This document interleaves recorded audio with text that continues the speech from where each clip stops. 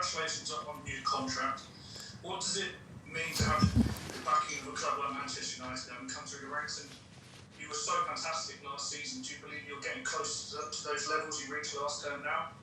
Yeah, 100%. I feel like I'm getting back up to my stride I was last season, and obviously being here since the age of 7, it's this place I want to be in, the team I want to play for. So hopefully I can get back up to the standards I was last season. I'm working hard in training every day with all the coaches and stuff. So hopefully I'll be there soon.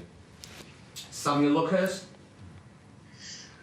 Mason, again, congratulations on the contract. You played brilliantly as centre forward in the junior teams. You've probably played more on the right for the first team. Long term, where do you want to end up? Do you want to play more through the middle? I don't mind.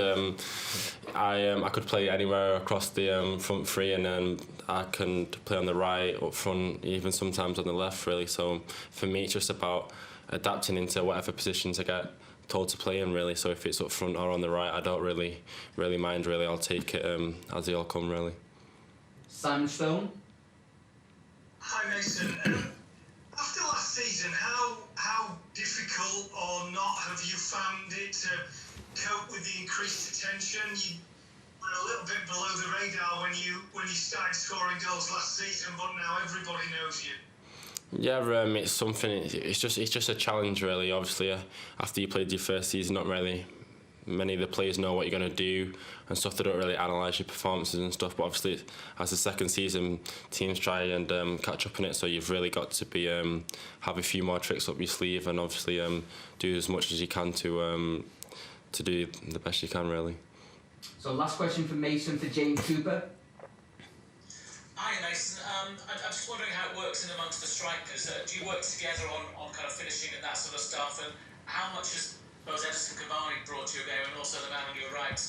Obviously, they both were amazing players. Eddie's still playing, obviously, he's still an amazing player. So it's good to have both of them around you in training on the finishing sessions. He can, as I've been watching Eddie, he's a top striker. So watching his movements, the way he heads the ball, the way he gets into the right positions, it's always a benefit to have a play like that. And obviously, Ollie to be my coach, it's obviously good to listen to him and to see what he has to say about finishing and stuff. So it's all a positive to have them both here.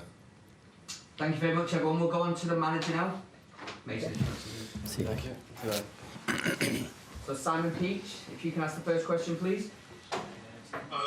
Just wondering what the squad looks like. Is anyone not travelling? Can you give us some clarification, if possible, on the severity of Paul Pogba's injury and when we can expect to see him again? Yeah, start with Paul. He's recovering well. He's starting the treatment, and there'll still be a few weeks, so he won't be playing in February, that's for sure. So still a few weeks until we see Paul, definitely. Apart from that, we have a couple of doubts, or doubtful ones, if they'll be fit enough. That, say Anthony and Scott. So we'll have to check them tomorrow. And Donny and Edinson definitely not travelling. Paul Hurst. Just coming back to what Samuel asked Mason there about his position, where do you see him long term? Do you see him more as a kind of centre forward leading the line for you? I think Mason was a bit shy there because he can play number 10 as well as one of two strikers, shadow striker. So he can play right centre forward 10, and then at a stretch maybe on the left side. But I think we just have to give him time to find his final position. He's a forward who moves really well along the line. At the moment, at his age and his development physically, sometimes you don't want to be right in the mix, right in the middle with the big brutal centre-backs next to you. So I think we've found that he can play both, really. But that'll be in the next year or two. We'll have to find out if he's going to be a number 9 or a forward drifting inside, or, as I said, as a shadow striker. But in and around the goal, definitely we need him there, even though his link-up play and his general play has improved a lot. Neil Justice. We've seen the progression of the team as a whole over this season going in the right direction, but do you think you're getting enough goals from your four strikers? I mean, in the league particularly, it's only 19, and that seems to be the missing link. You know, we saw chances at West Brom where you could have won the game, and this is it. That happens quite often. You know what?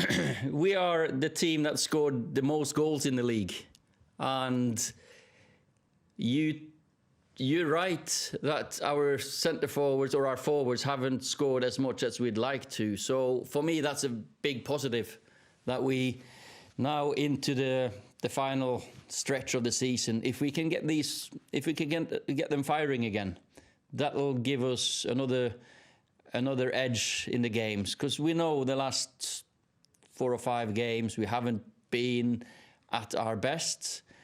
And we're waiting for them to show what they're showing in training, because, as Mason said here, we're working hard, working well. They're doing well in training, and they've got the class, they've got the qualities. It's just maybe, as you say, the form hasn't been the best, but they will come, and that's a positive thing. And on another spin, that means we've had goals from other places, other positions. Which is an improvement from last season. Can we marry these two bits together, plus defend a little bit better, of course, and then we can be successful this season. James Cooper. Hi, Ollie. You've been frustrating and brilliant in Europe this season. How good are you going to have to beat Sociedad, and how dangerous are they, bearing in mind the form they're in coming into this tie? You've got to be very, very good against Sociedad. It's as I said when the draw was made, probably the hardest you could pick from our seeded or unseeded group. You know, they were top of the La Liga for a while. Now they're still in the hunt for Champions League for next year. Got some top players. Some very experienced players, some quality players, some young, very good ones. So we have to play at a high level to get a result. Of course we do, because Spanish league is also a quality one. Carlson. Hey. Man United haven't managed to win any of the last 9 European meetings against Spanish opposition, and losing in 6 of them. Do you think that's just a coincidence, or is this something for you to worry about, and for the Man United supporters to worry about as well? It's probably down to the level of teams we played against. Quality teams, Spanish teams are good. You don't make no mistake about that. They are good teams, and we haven't performed well enough, that's for sure.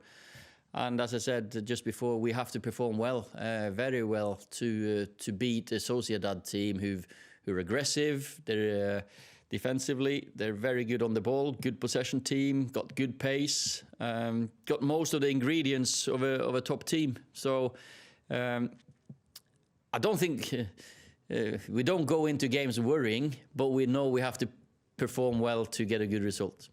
Samuel Luckhurst. Good afternoon, Ollie. Hiya. Tom showed that when Matt was back in training yesterday, I don't think he's been involved for a few weeks. Has he been okay, and has he still got a big role to play in the next few months?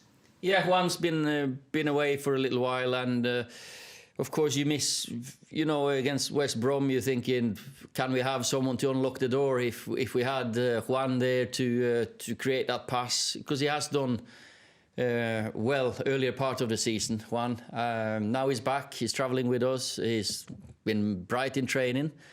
So if we see Juan on the pitch, I'm sure he'll want to prove to his Spanish fans as well what quality player he is. Simon Stone.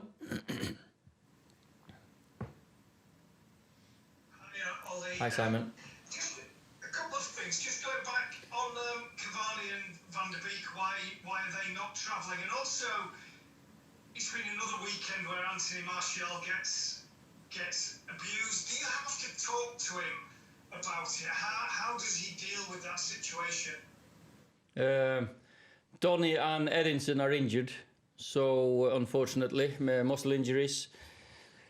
So they won't travel. Anthony, I've spoken to him this morning, yeah, and he's mentally strong. Of course, it's not something anyone should have to go through, but he definitely seems like he's not checking all this the Instagram or whatever it is, the social media. So, but it's disgusting. It's absolutely. We've been talking about this every press conference the last 3-4 weeks, or even every time now. It used to be sporadic before, so there's something we have to do about it. Aurelius? Hi. You've attracted some of the biggest talents of the world with lately Amad Diallo, and of course the contract with Mason and everything. Can you explain a bit around your role and your approach to convincing those players to come to Man United, and that is the best place to develop into a superstar and a very good player? Well, we give them a chance to come to Man United and have a successful career, and I think us as a club have proven over the years that that's something we take seriously, and that's something we are good at, and we are a club that like to give chances to players to develop and find a talent.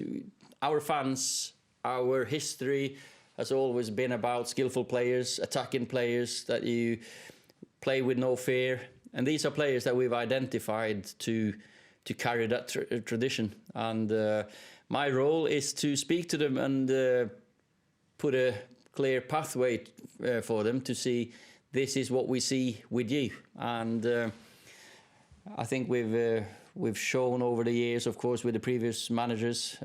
Sir Alex was the best. You know, we've produced a few of the best players in the world, bringing them here. Wayne Rooney, young. Cristiano Ronaldo, young. Of course, we developed Giggs, Beckham, and that group ourselves. We still got Marcus Rashford, Mason's coming through. All these experiences help, of course, for me as a manager when I want to convince players that here's the future for you. And I like to give them a chance, of course. When you followed my career as a coach, that's one of the biggest enjoyments that you can have. Seeing a player as a young lad and then seeing him successful at the highest level. Both Norwegians that you work with and here, of course. The last question for Carl Anker. Good afternoon, Ole. Hiya. I'd like to pick up a little bit you said earlier about how you're planning to defend better. You used the term recently about layer by layer, which is the process of getting your team to build new processes and get better over time. Could you share a little bit about the layers that you're planning to use for defense? Yeah, of course. You know, we've in periods we've been a very good counter-attacking team. We've had some good results and good performances by defending deeper. I think the last year and a half we've really worked on pressing higher, getting the ball higher up, giving the opposition less time to peg us back, and I think that's something that we've improved on. That's another layer.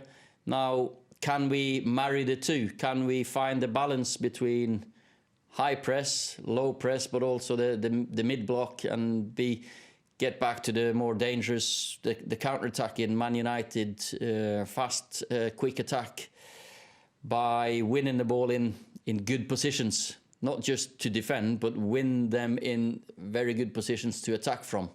And that's always been part of Man United to be able to attack quickly. And then if you can't finish, you have to keep the ball up there. Thank you very much, everybody. So he's got one more, Carl, so that's fine, yeah. It's a football discussion. When you talk about trying to press higher up the pitch, is that harder to do in a COVID-affected season where you have less time on the training pitch? 100%, of course. But it's about freshness, about energy.